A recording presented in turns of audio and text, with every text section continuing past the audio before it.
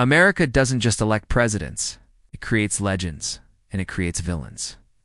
Over nearly 250 years, dozens of men have stepped into the Oval Office. Some are remembered as giants who guided the nation through its darkest hours. Others are remembered for failure, scandal, or decisions that deepened suffering. But history is rarely as simple as best and worst. To understand presidential greatness or failure, you have to understand the moment they inherited.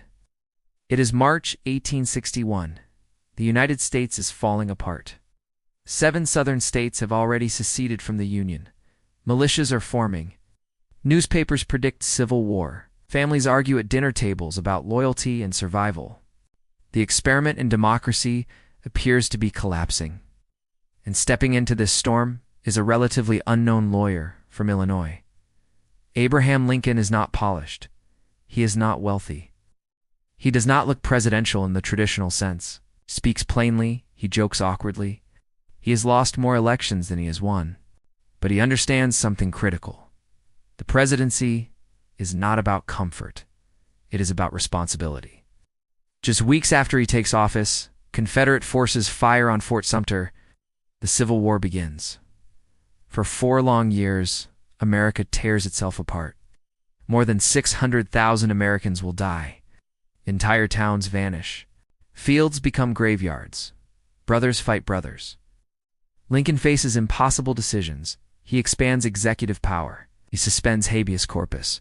He is criticized from every direction, too radical for some, too cautious for others. Yet in 1863, amid the bloodshed, he signs the Emancipation Proclamation. It does not immediately free every enslaved person, but it transforms the war. The fight is no longer only about preserving the Union. It becomes a fight over human freedom. Lincoln reframes the moral identity of the United States. At Gettysburg, standing before a cemetery filled with the war dead, he delivers just 272 words. He reminds the country that it was built on a revolutionary idea that all people are created equal and that democracy requires sacrifice. He does not claim perfection. He calls for resolve. By the time the war ends in 1865, the Union is preserved. Slavery is on the path to abolition. The nation is wounded, but intact.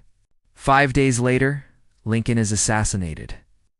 He will never see the full consequences of his leadership.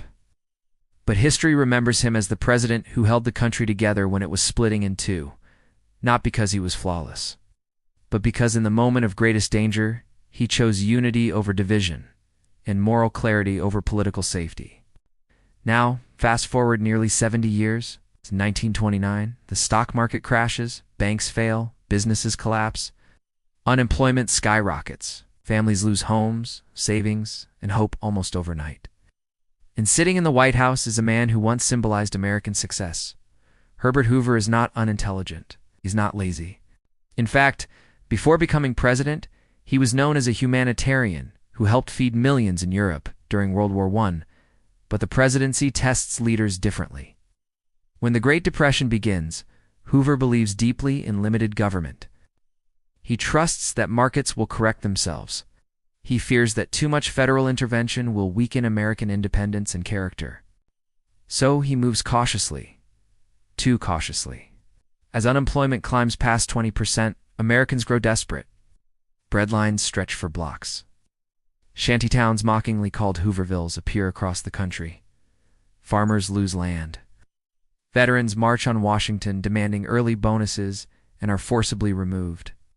To many Americans, Hoover seems distant, detached, unable to grasp the scale of suffering. Whether fair or not, perception becomes reality. By 1932, the country is ready for change. Hoover loses in a landslide. History often ranks him among the worst presidents, not because he caused the Great Depression alone, but because in the eyes of millions, he failed to respond boldly enough when crisis demanded it. And this is where the idea of best and worst becomes complicated. Lincoln had a war that forced action. Hoover had an economic collapse that required reinvention of government itself. One expanded power in a time of military emergency and is praised. The other hesitated in a time of economic emergency and is criticized. Both faced crises beyond their control. Both believed they were acting in the country's best interest. The difference was timing, philosophy, and the expectations of the American people. Presidential greatness often depends on three things: the crisis inherited, the courage to act, and the ability to communicate hope. Lincoln redefined the nation's purpose during war. Hoover struggled to redefine the government's role during economic collapse. But history is not static. Scholars debate rankings constantly. As some argue that Hoover laid groundwork for later reforms, others point out that Lincoln suspended civil liberties during wartime. No president governs in a vacuum. They're shaped by their era and they shape it in return. When we ask who was the best or worst president, we are really asking a deeper question. What does America value most? Strength, compassion, restraint, boldness, moral clarity, or economic stability? The presidency magnifies every decision. Every success echoes for generations. Every mistake does too. And perhaps that is the real lesson. Greatness in the White House is not about perfection. It is about leadership when everything is on the line. Because one day, without warning, the nation will again stand at the edge of crisis. And whoever occupies that office will face the same test. Not whether they are liked, not whether they are comfortable, but whether they can rise to meet the moment. History will decide the rest. Thanks for watching.